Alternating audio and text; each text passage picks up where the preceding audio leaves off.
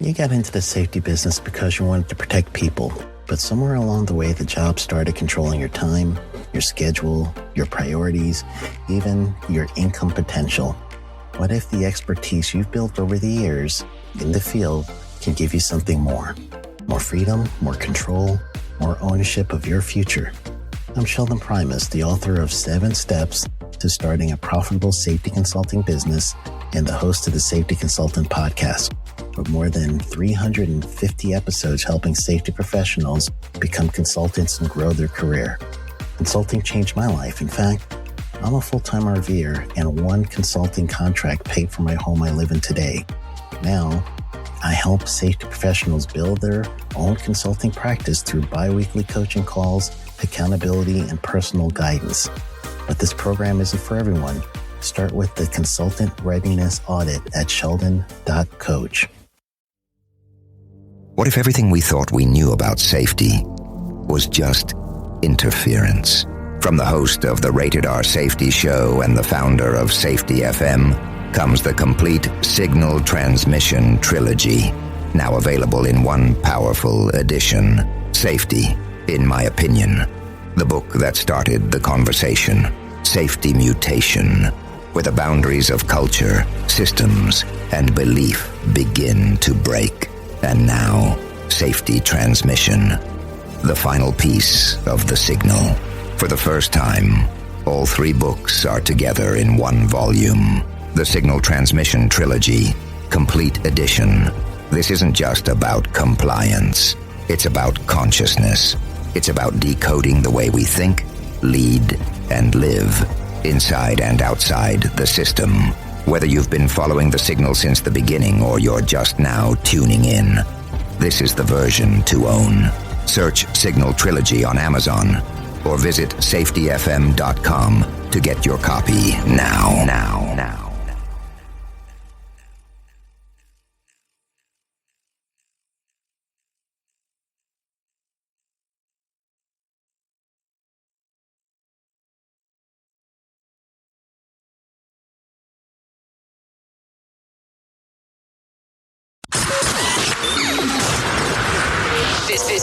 This show is brought to you by Safety FM. From the border of liberty and prosperity in the highway of the north, this is Safety Wars for Wednesday, January 4th, 2023. So how many people fouled up on that date already? 2023. Wow. This year is just flying by.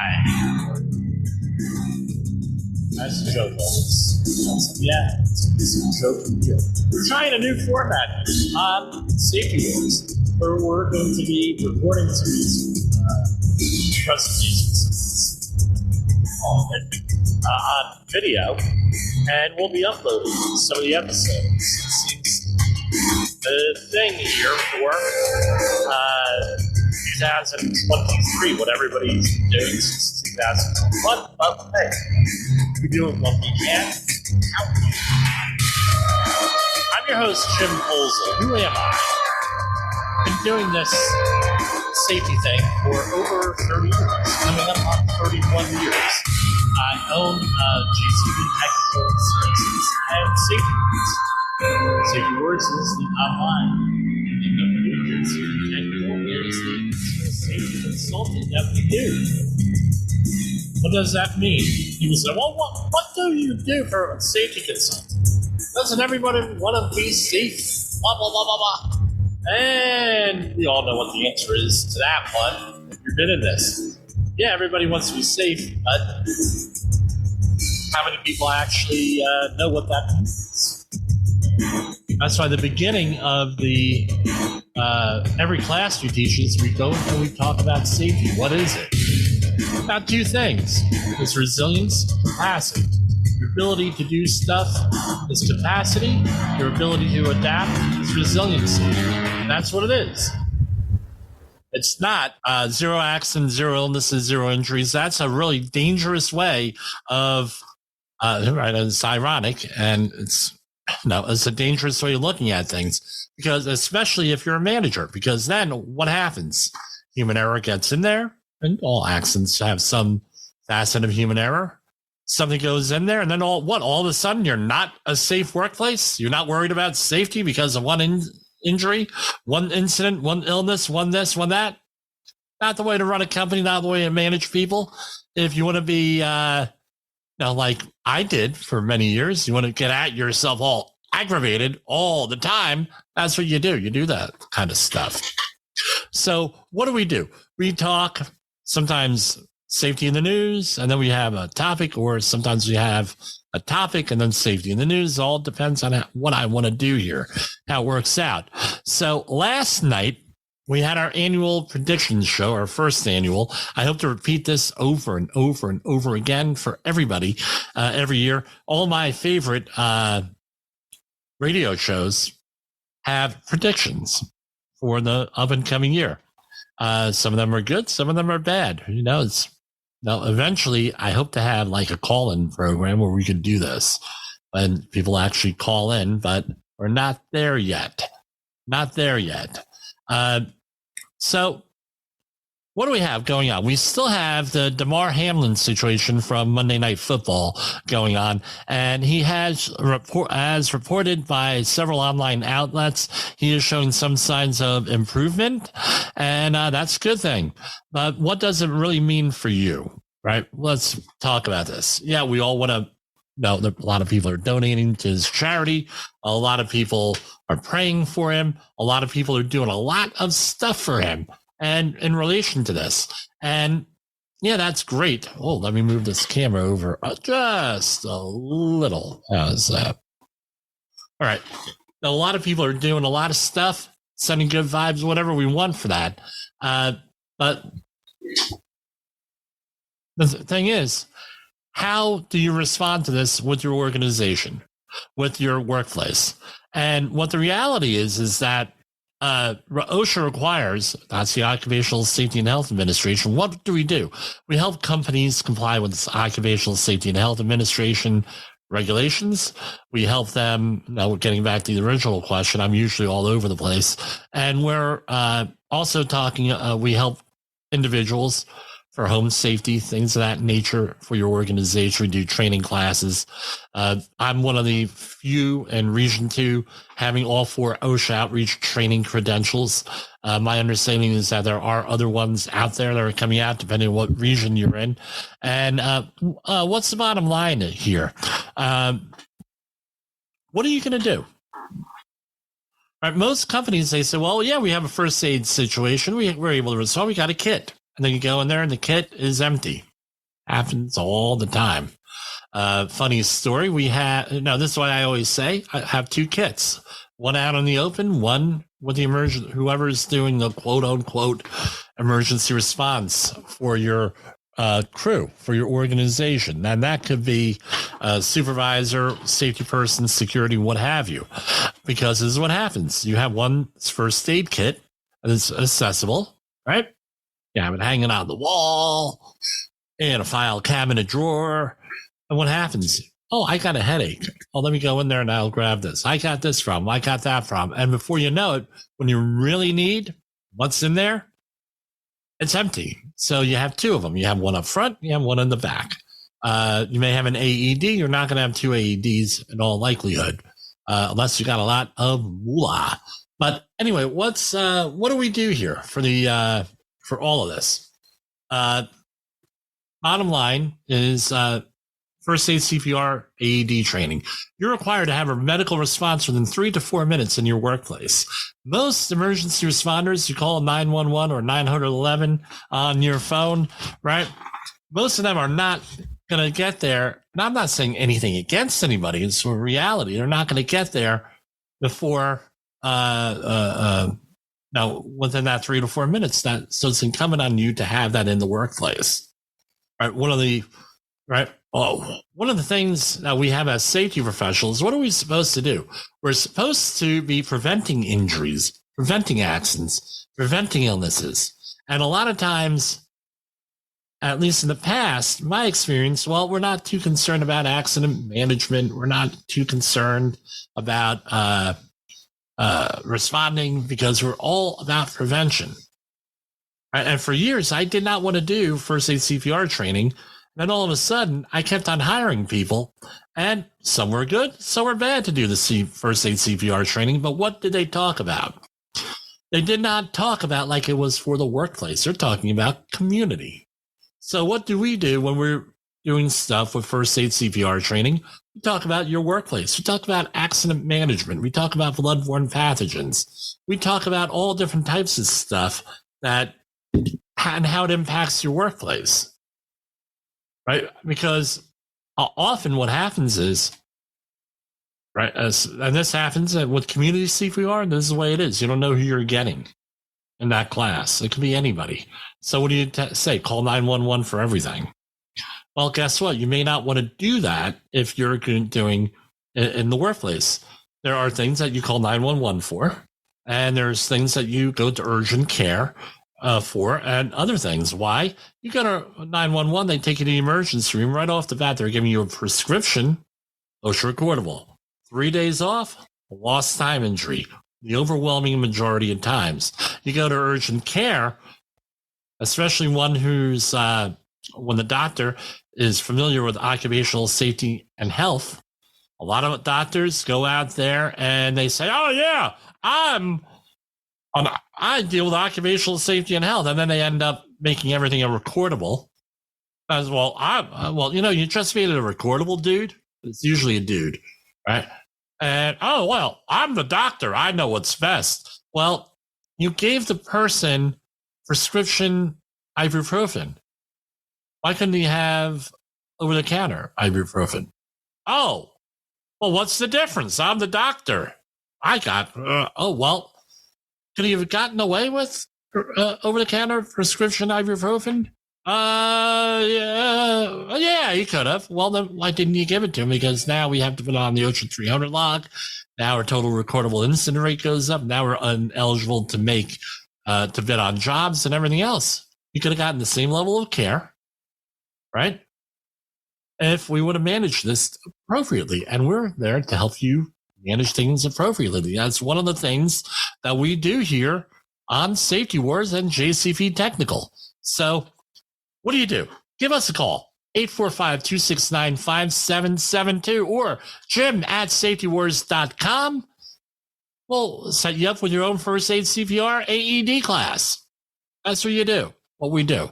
So lots of well wishes going out to DeMar Hamlin there and his family and his supporters there. My wife sent this on over to me, and yet I always talk about my wife and the things she sends over to me. She says, did you know in Charleston that the 3 people were killed in a collapse of a construction site of a scaffold? I said, yeah, we're covering it right now. So again, 3 people killed in Charleston at a construction site. We're going to talk more about that right here with, hold on. Sorry there. It is recorded live, at least. Radio. So, yeah, it's a big issue here, right? Obviously, 3 people killed. What do you need? What is not in any article I'm seeing on this? People say, well, Jim, how can you talk about Singapore? There's always these things in Singapore, and I think we have another story about Singapore, is that when you read one of their articles in their popular press in Singapore, it actually gives you a lot more details on how you resolve things, what you're supposed to do if there's a workplace injury. They're phenomenal articles. It's kind of hard not to share them. And one of the purposes of Safety Wars and Safety FM in general is to give you a little bit more of the inside story on how to manage this kind of stuff. So these here accidents, these here incidents, these here, right, everything else that goes on, and some of it. So what do you need for scaffolding? Right. First of all, foremost, you got to find out where you are in that regulation. Scaffolding is construction, right? Construction sites. Can you have scaffolding in general industry? I guess you can, and everything else. But in this case, it's construction. They're building something. So what do you need? Because scaffold has got to be done right, constructed under the direction and supervision of a competent person. If you're outside of certain parameters, then you have to go to a registered professional engineer in the state that you are in. I mean, the state, meaning the locality, meaning like the 50 states, right? Not the state, meaning a drunken state, right? Hopefully you're not in a drunken state. But back in the day, forget about it, right? I had that all the time. So anyway, we have a little joke here. Safety can be humorous. At least that I keep telling people that. You go in and the scaffolding competent person has got to go and make sure the scaffolding's constructed properly. And usually they have to verify every day before the start of work that the scaffolding is correct. Right at the beginning of the shift. And also the people there's a list, and you have a list there. I usually have a list on my jobs, right? Either it's a notebook or something like paper. It's laminated. These are the authorized users of this scaffolding, because that competent person has got to verify everyone knows how to use that scaffolding. They're authorized users. Now, let's say that you're dealing with a job site with multiple contractors, 20 or 30 contractors. Guess what? Every company has got to have their own competent person. And every company has got to, right? There may be one competent person, one company in charge of that scaffold, but the users have to be, right? The users, this is usually worked out by contract beginning of the job. The users have got to be okay to use that scaffolding, have got to be all checked out. They have to have competent persons. Why? Training is one reason, the big thing. And you're going to say, well, Jim, what's so hard about going up on the scaffolding? What's so hard about that? Well, guess what? With the crap that I'm seeing on scaffolding over the last 30 years, you'd be shocked what people do. We mean improper tie-offs, removing sections of the scaffolding to do some type of work. The scaffolding competent person is not there. Wind kicks up. People are working on a windy day with the scaffold, gale force winds, overloading the scaffolding, not clearing the scaffolding of like snow and other debris, accumulating debris on there. There's any myriad of things that could go on with the scaffold. That's why you need a competent person. Now, if you're going to be in localities like New York State, especially New York City, where there's a license for that, right, for scaffold director and scaffolding competent person and everything else, guess what? Now you got other things, because if that thing ain't right, you got a problem, right? Your name is on that scaffolding. You got a freaking problem. Let's talk a little bit about New York, because right now we're all aware. You work in New York, you have what is commonly called the scaffold law, which states pretty much someone gets hurt from a fall, doesn't matter what it is, and some other situations, you need an attorney. The attorney is just on a pro forma basis, meaning, rush things along a little bit, that sort of thing. Then you take care of it. You just move things along. And the attorney, usually you hand him a check, and that attorney goes and hands it to whoever, because you can't fight it.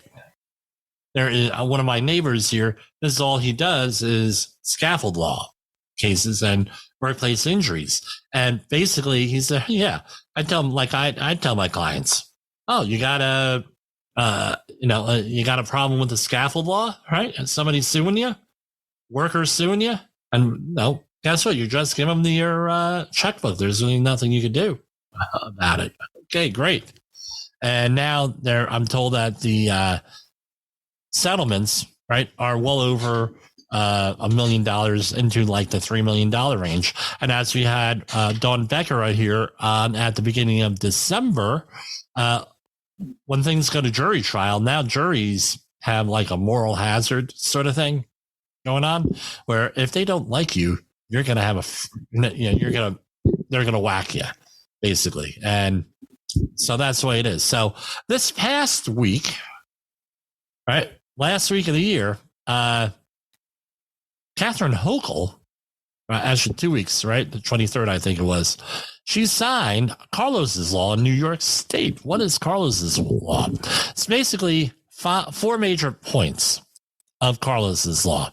It imposed a criminal liability on a corporation.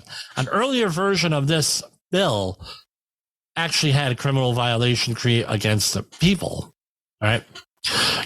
But now it's against the corporation. So impose criminal liability on a corporation when the conduct constituting the offense is committed by an agent of the corporation while acting within the scope of their employment, right? And on behalf of the corporation, and the offense is in relation to a crime involving death or injury of a worker. So basically, you foul up, so one of your workers dies. Guess what? Your company has criminal liability imposed on it, right? Number 2, require a court to set restitution or reparations when a corporation is found guilty of an offense involving a death or injury of a worker.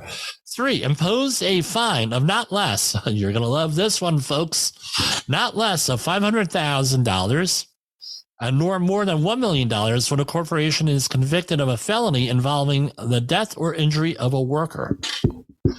Think that's going to take some money out of your bottom line there? Yeah, I think so. You're going to have a problem. Impose a fine, number 4, of not less than $300,000 nor more than $500,000, so $305,000, when a corporation is convicted of a misdemeanor involving the death or injury of a worker. So what's going on here? Right? So on the article here, right? It's going to increase fines and everything else. This is the kind of stuff that goes on. And this is, you don't believe me, Dr. Sheldon Primus, right? He'll tell you. You go out. So OSHA has a certain strategy, and I'm not saying anything against OSHA. I'm just saying the way it is. If you cooperate with them, right? And if it's a really fouled up situation, someone gets killed, they're thinking about what are the chances of a lawsuit, someone getting sued, something like that. And what they do often is set the fine at a very low rate. And you're looking at it, it's like, holy crap. Someone died and they got this. This is what historically has happened. Under the Biden administration, not so much. Why? Because they go and they want to get someone to admit guilt.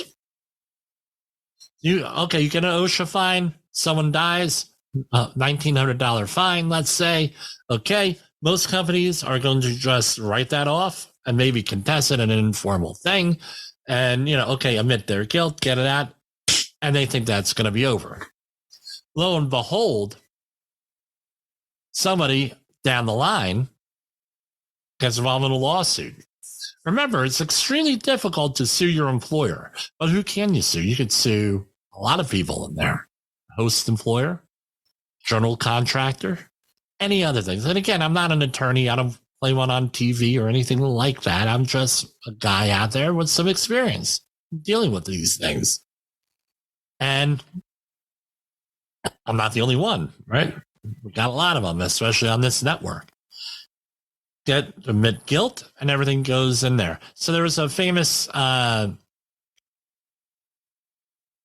amusement park down in the southeastern United States where a killer whale killed a trainer.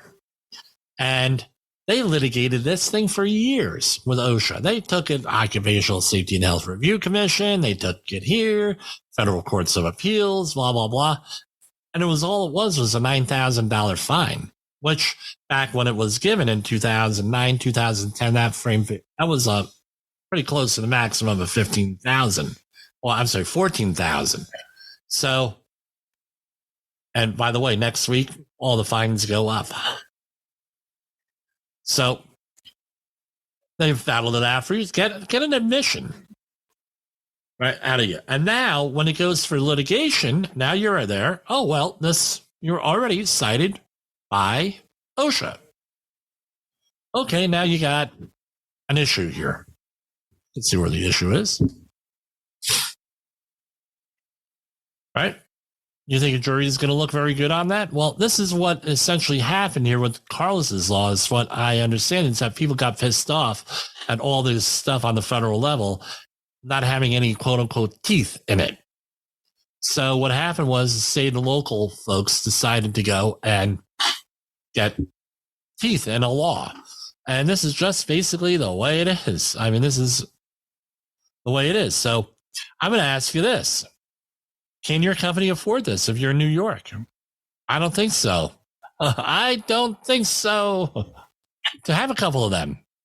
There's something like 169 deaths and worker deaths in New York, right? And the employer is basically always responsible. Not always, but pretty much always responsible.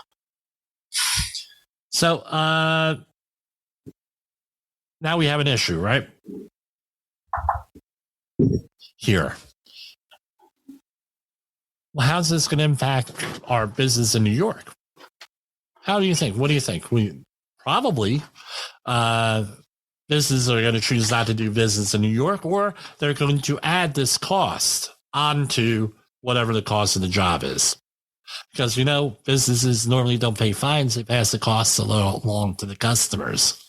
But I see with a fine of $500,000 or $300,000, I see a lot of small businesses going out of business.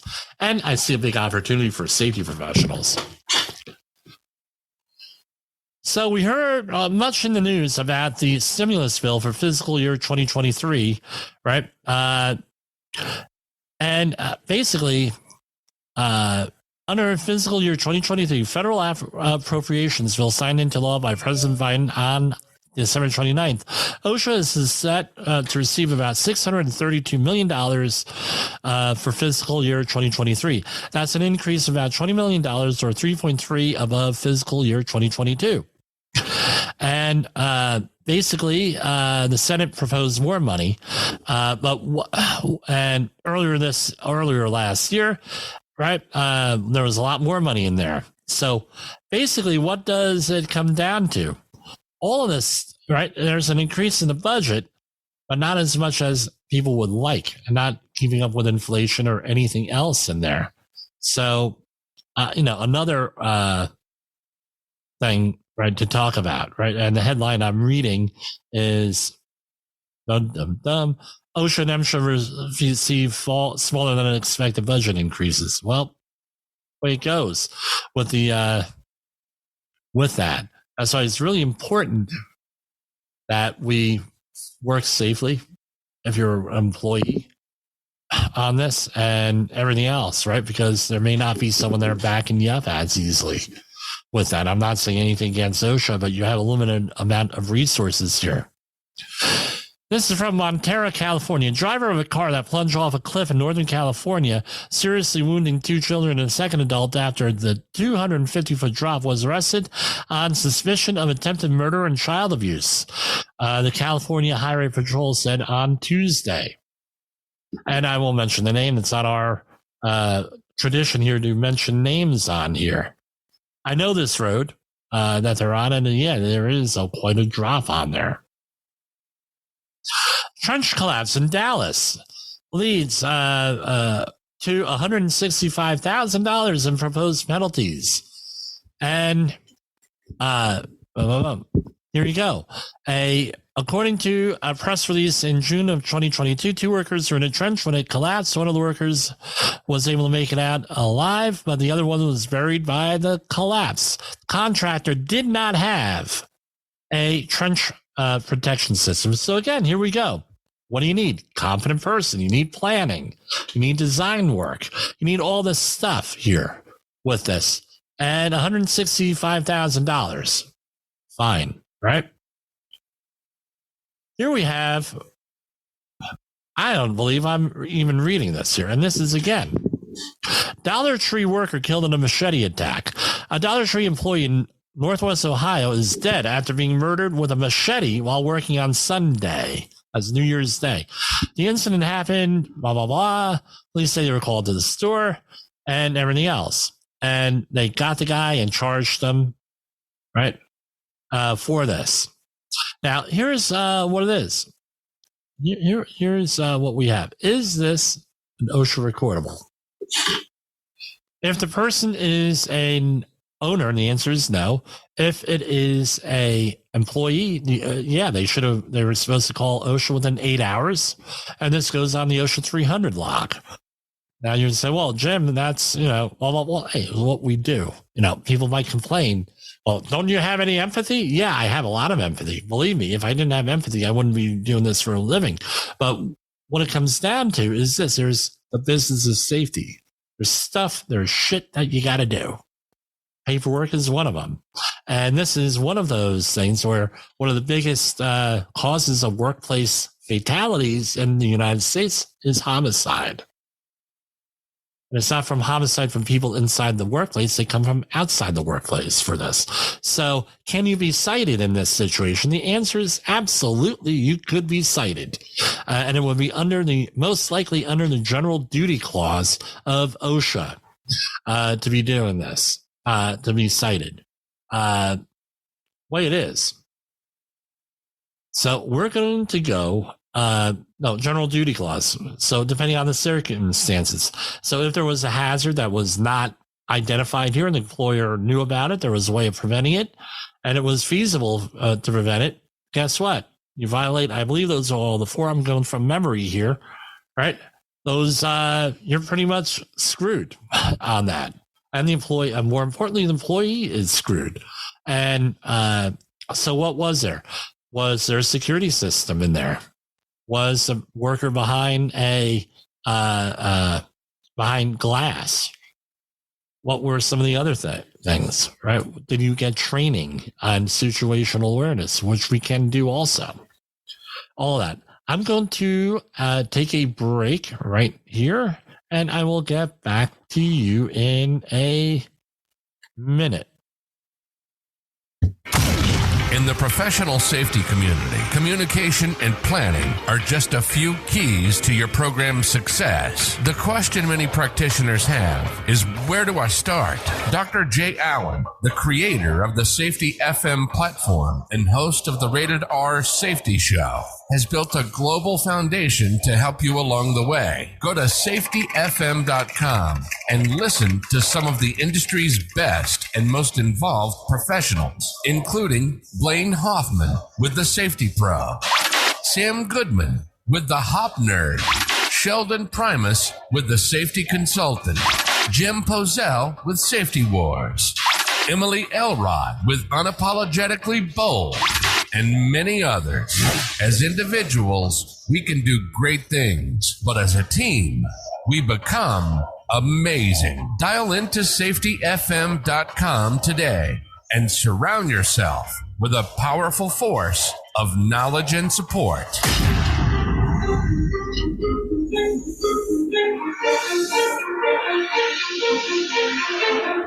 OSHA recordables, first aid cases, catastrophic losses. You want answers? So do I. This is Jim Pozell with Safety Wars. Yeah, that's us. We're fighting that there safety war every day out here. We're fighting it again and again and again and again. So let's continue with some of the news and everything else.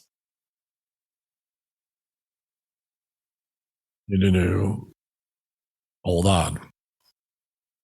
This is going back to what we just said about at the beginning of the program on first aid and CPR. The percentages of injured workers who visit an ER, emergency room, that stands for, instead of a physician offices or urgent care centers, which are less costly alternatives for their initial medical treatment, varied across 28 states, according to a Workers' Compensation Research Institute study.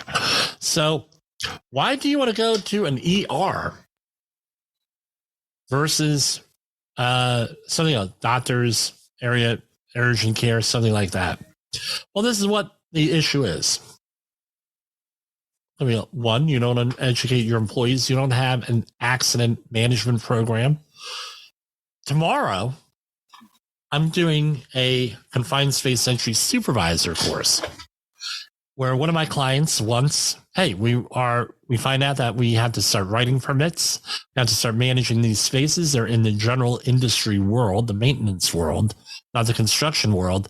And we're going to be going over what some of the supervisor responsibilities are for what we're doing.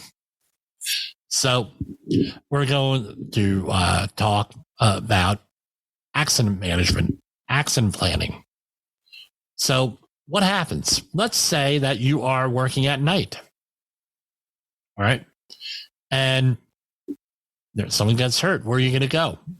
Most urgent care centers, unless you're in like a major city like New York City, they close 7 or 8 o'clock, maybe 9 o'clock.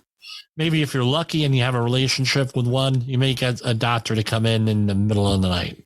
Something like that. Doesn't exist. That's why you're going there. One of the other things, let's say you're in a really rural area. They may not have an urgent care center. They may not have a doctor's. You end up going to the emergency room. That's got to be set up and thought about way ahead of time and all this stuff. What if, no, a lot of workers, again, not trained, don't know, misjudge the situation. Well, we got to go to the emergency room. What happens when you go to the emergency room? Regardless of what the injury is, my experience, 3 days off and a prescription.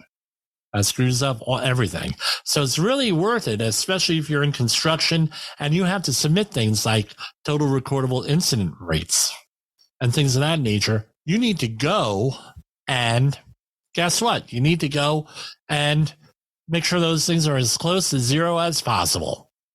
This is where companies get into trouble. There's one warehouse company recently, they keep on getting fined for record keeping violations because their OSHA 300 log, which is supposed to be posted from February 1st through April 1st, right from the previous year. What do? That one company, they did everything first aid cases. We're going to go on to probably tomorrow what this is. For this very near future, all about recordables and everything else will have promos, the whole thing, right? For that, they don't know. Let's say we're working on a holiday. I remember one year I was working on Martin Luther King and Jr. on the holiday. It was a Monday. Guess what? Somebody got hurt. That's a story for another day, that injury. And we ended up having to go to the emergency room for a corneal abrasion. And guess what? He got a prescription. That's an OSHA recordable. Turns out, 6 months later, I was on another project with him. They had a medical technician on site, an EMT on site, because they were having issues with local urgent cares and things of that nature, that they had a medic on site where they could handle, right, a boo-boo, right? And then everything goes into the big book of boo-boos. People with children will understand that reference in the United States. But anyway, what happens is 6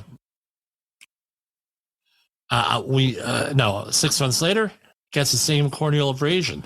Not wearing safety glasses again. I'm looking at his eye. His eye is gouged.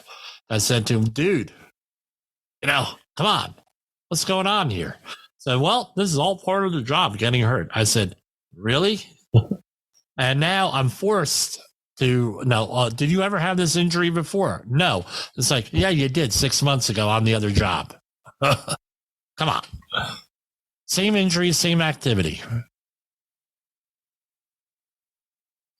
But, my son had a corneal abrasion recently from doing some type involved in sports. I took him to the doctor, and pediatrician says, oh, well, Mr. Posel, what do you think the problem? I think he has a corneal abrasion. You got to put the dye and look what the. She said, really? I said, yeah, really. How do you know? And I told her the story. She said, oh, okay, maybe you should do the exam. And she was laughing about it. But she went in there, and sure enough, corneal abrasion. But anyway, I digress.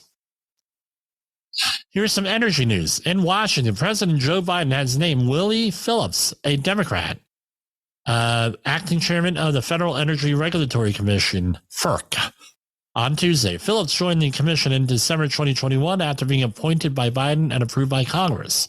Phillips will be the first black person to take the reins at FERC. Before coming to FERC, Phillips served as the chairman of the Public Service Commission of the District of Columbia, starting in 2018, where he championed issues of environmental justice and equity. He was also a regulatory attorney with nearly 20 years in public and private service. Okay, great. Good for him. I don't know how that's going to change. Let's talk about some war news here, because there's a lot of war news out there. A lot went on since the last time we talked about this last year.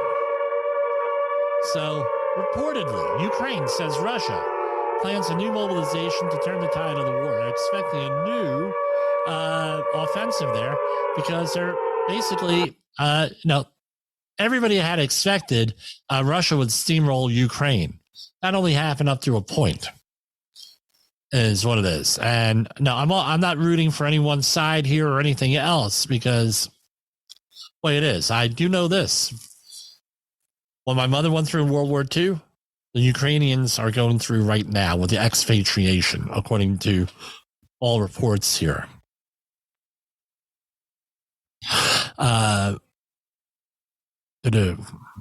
Ukraine is requesting, one official is requesting UN peacekeepers at nuclear plants. Ukraine sees speeding up of inspections as a key to the Black Sea grain deal.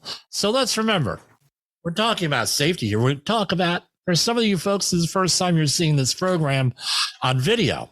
Right. It's always been audio, except for two programs with Jay Allen and the Rated R Safety Show, which is you can hear on Safety FM from 7 a.m. to 8 a.m. Monday through Friday.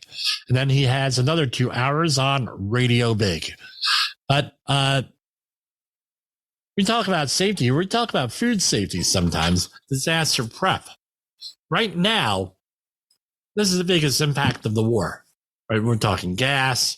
Right, escalation is a big risk. Big thing is food supply.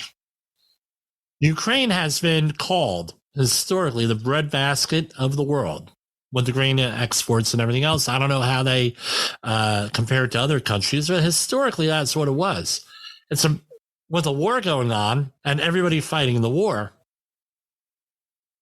that impacts the people available for food, right? Grains and everything else. That's a big issue here. And Russia has been allowing grain exports because they don't want to crash the world's supply of stuff, of food. Because let's remember, cows eat grain, bulls eat grain. In one neighborhood in North Jersey, a steer got out and is terrorizing a neighborhood. Right. Anyway, my friend Dave's neighborhood. So I'm busting his chops. But anyway, all this stuff is grain. And let's remember, most important ones, beer. So the price of that goes up. We have a shortage. The price of that goes up. We got problems. We're not able to feed the world. Right? This isn't biblical times we're talking about. We're talking about now. Not able to feed people, you're going to have a problem. Mass starvation. Well, Jim, that could never happen in the United States. Oh, yeah, well, you haven't been paying attention. Food security has always been an issue. Any reason why population went down in this country from 1930 to 1940 by like 10 million people? Not an exact number, roughly. What do you think that was? What did we have in the 1930s here in this country? We had the Great Depression. And government policies exacerbated this a little bit, and what probably went a little bit longer than it should have. But famine. People wondered, right? And it was like, I was talking to a wildlife biologist who was a specialist in populations of wildlife. And at least according to him, wildlife was completely decimated in the 1930s. Why? People still lived in rural, mostly rural, and people wiped out all the populations of multiple animals, raccoons, deer. Go hunting in New Jersey, where I grew up. You saw a deer in the woods. That was a rarity. A deer in a neighborhood, suburban New Jersey, New York, didn't happen. Guess what?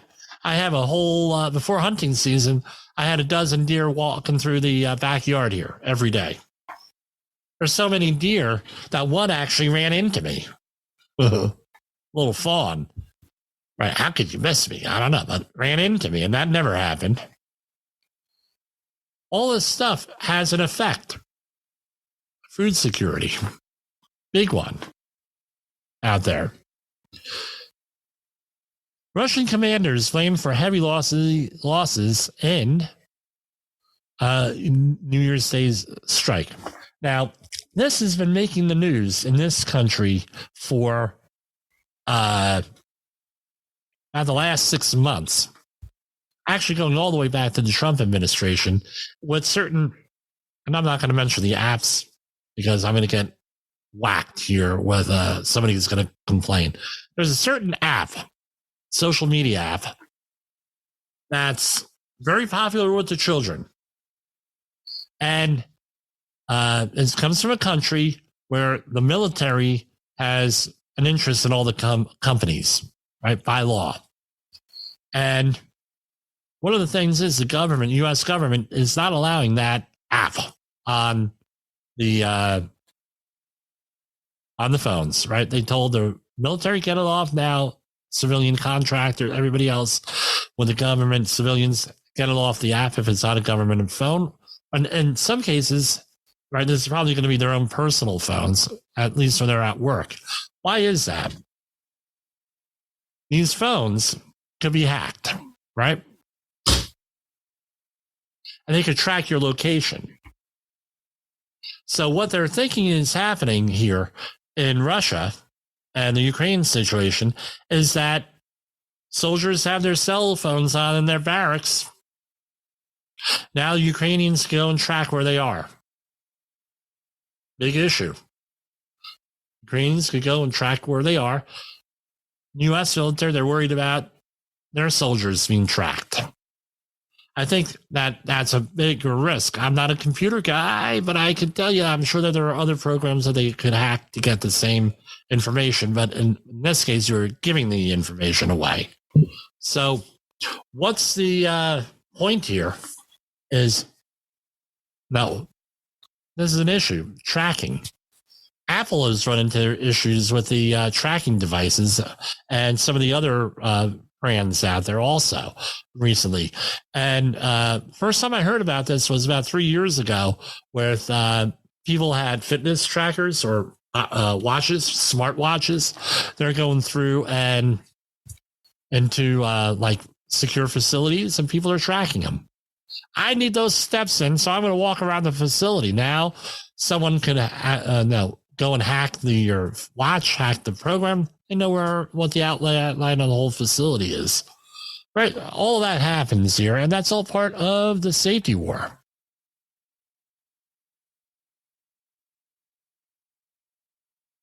There's a story out of Singapore. Right now, they're exploring the use of underground space to defend Singapore against rising sea levels amid climate change and intense rainfall. Responding to inquiries, the agency said that it's going to go and try to go underground. All right, so, and this is going to be controversial, and I do not shy away from controversy here with the whole global climate change stuff. All right. Everybody knows my opinion on this, on a lot of this. I don't think well, that's not what the point is. Sea level rise. Sea level has been rising for roughly the last 25,000 years, give or take. When you go out to the Jersey Shore, right? Yes, there was a TV show, Jersey Shore. You want to go out there and hang out with Snooki on the Jersey Shore. No, if she's still there, I don't know. You go, or you want to go to Gunnison Beach. But anyway, Not that I've ever been there, but, some people like that thing. So you go out and you look. And you go and you get your binoculars and you look. And you're like, the shoreline was 90 miles out 25,000 years ago. So with normal weather patterns, climate patterns, solar output cycles, right? We realize the sun runs in cycles. The sea level rose to where it is today, and it's continued to rise without anything in stop for 25,000 years. All right. So we're human beings. I like the beach. I never really cared for the beach because of this, but I got married, going out with my wife. She likes the beach. We go to the beach. You have fun. Kids love the beach. Play volleyball, throw the frisbee around, whatever else. See the sights on the beach. Everyone likes the beach. A lot of people like to live at the beach. We have whole communities on the beach. As the sea level rises, it's something like 2 to 3 millimeters, maybe 5 millimeters a year. What happens? Your wave energies change. I'm not a sedimentologist, but I do know about this. Starts eroding the beach, starts depositing sand in the areas, and everything else. That's why we have all this dredging that goes on to maintain the beaches, maintain the waterways, things shift, everything else. My buddy, my former political buddy, down in North Carolina, lives on a block where one of the houses is up on pilings and it's like 30 foot into the water. Right. And they just sold it like 3 years ago. Already 30 foot in the water, right? Because the storm came in, washed things away. So what's my point? The biggest hazard that we have with global warming in the developed world is that we put all of our communities right on the shore with rising ocean levels. See a problem there? I see a problem there. And climate shifts and changes anyway. Now you're putting more and more expensive things. So originally, areas of the Jersey Shore had those bungalows there, maybe 800 square foot, 1,000 square foot bungalows. You're there for the weekend, blah, blah, blah. Okay, guess what? Nothing's in there.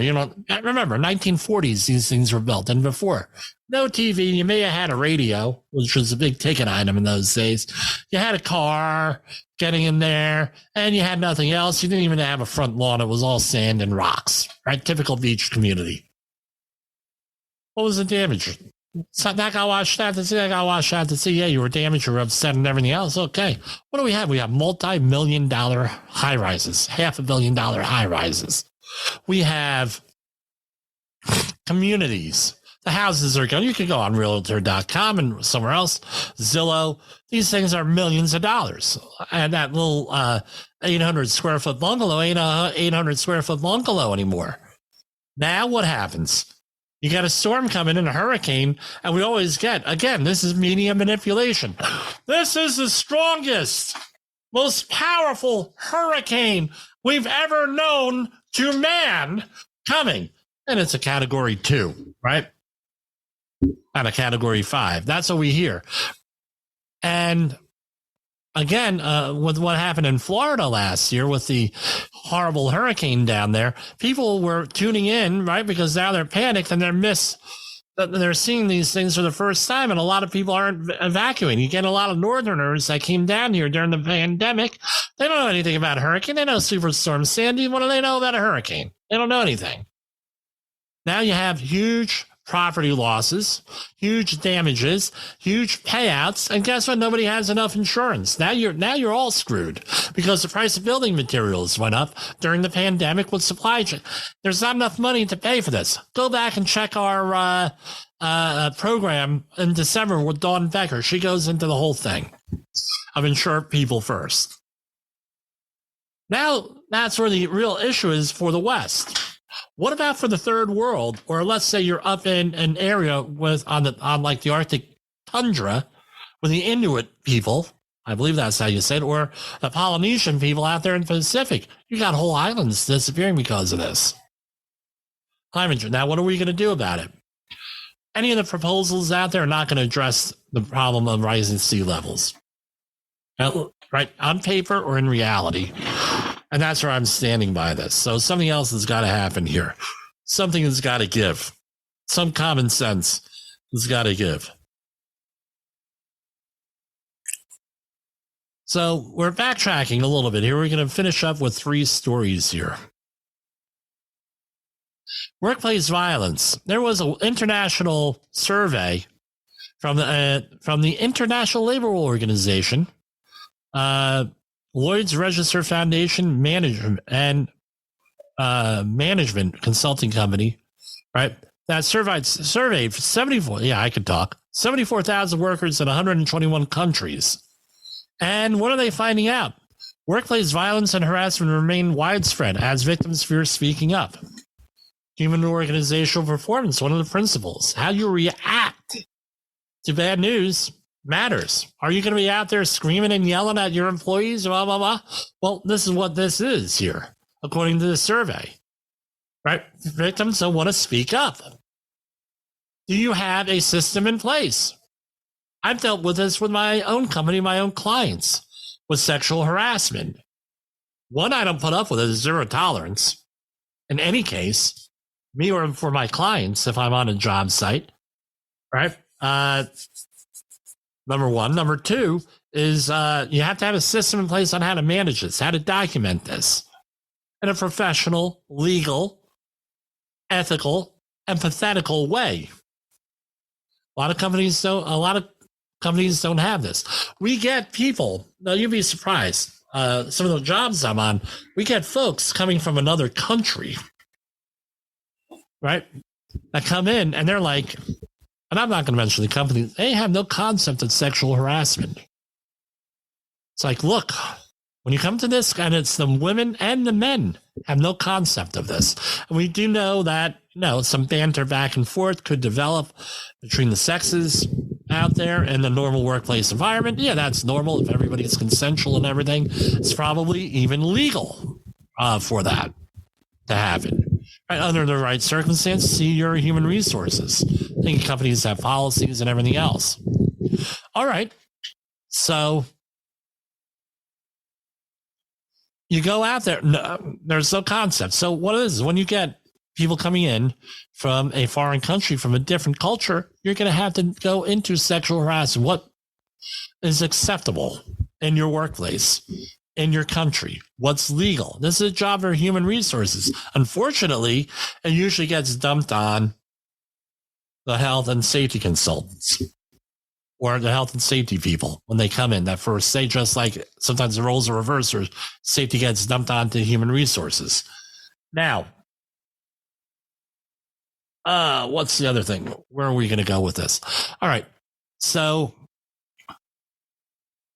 you got to explain to people what's acceptable, not what's not acceptable.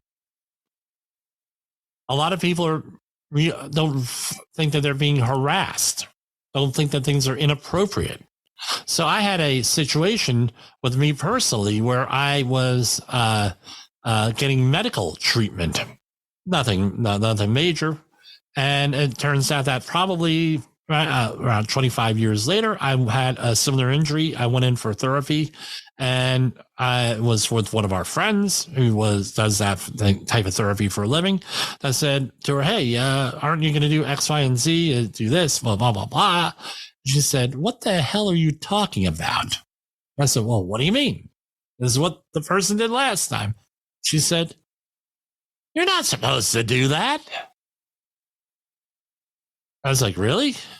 So I began to understand that things happen sometimes. You don't recognize it at the time that this sort of thing, was bad, inappropriate. I didn't realize I was 26 years old. What did I know? And believe me, I was a 26-year-old social misfit.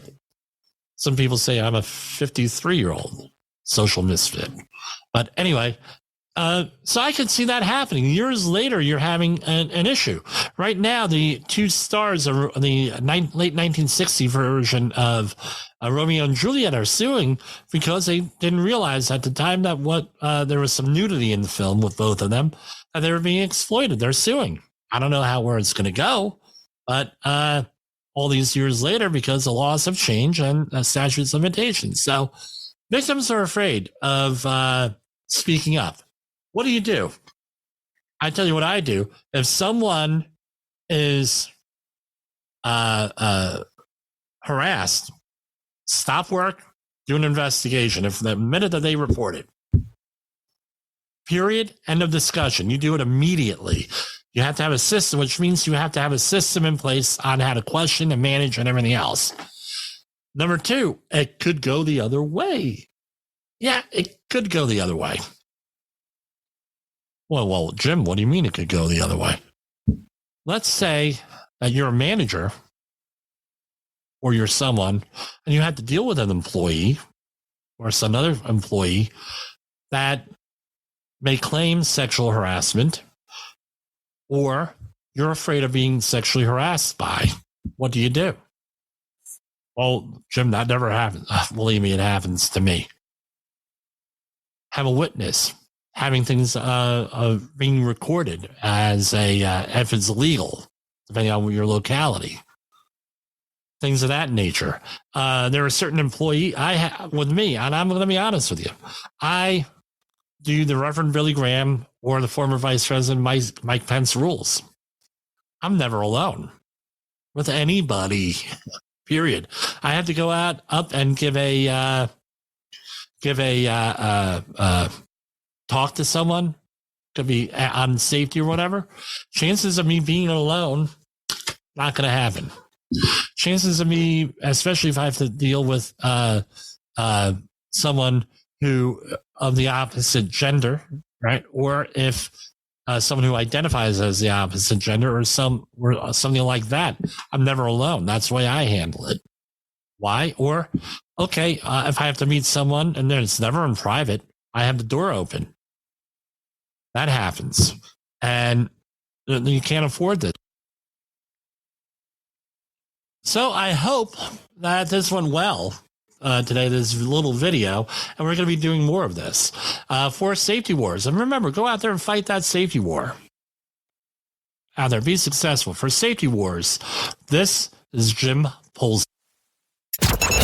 The views and opinions expressed on this podcast are those of the host and its guest and do not necessarily reflect the official policy or position of the company. Examples of analysis discussed within this podcast are only examples. They should not be utilized in the real world as the only solution available, as they are based only on very limited and dated open source information. Assumptions made within this analysis are not reflective of the position of the company. No part of this podcast may be reproduced, stored in a retrieval system, or transmitted in any form or by any means, mechanical, electronic, recording, or otherwise, without prior written permission of the creator of the podcast, Jay Allen.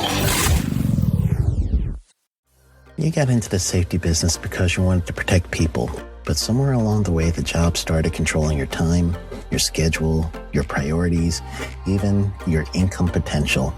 What if the expertise you've built over the years in the field can give you something more? More freedom, more control, more ownership of your future.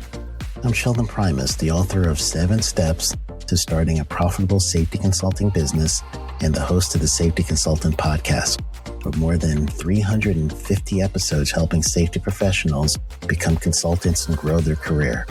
Consulting changed my life. In fact, I'm a full-time RVer, and one consulting contract paid for my home I live in today. Now, I help safety professionals build their own consulting practice through bi-weekly coaching calls, accountability, and personal guidance. But this program isn't for everyone. Start with the Consultant Readiness Audit at sheldon.coach. What if everything we thought we knew about safety was just interference? From the host of the Rated R Safety Show and the founder of Safety FM comes the complete signal transmission trilogy, now available in one powerful edition. Safety, in my opinion, the book that started the conversation. Safety Mutation, where the boundaries of culture, systems, and belief begin to break. And now, Safety Transmission, the final piece of the signal. For the first time, all 3 books are together in one volume. The Signal Transmission Trilogy, Complete Edition. This isn't just about compliance. It's about consciousness.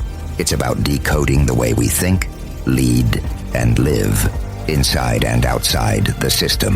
Whether you've been following the signal since the beginning or you're just now tuning in, this is the version to own. Search Signal Trilogy on Amazon or visit safetyfm.com to get your copy now.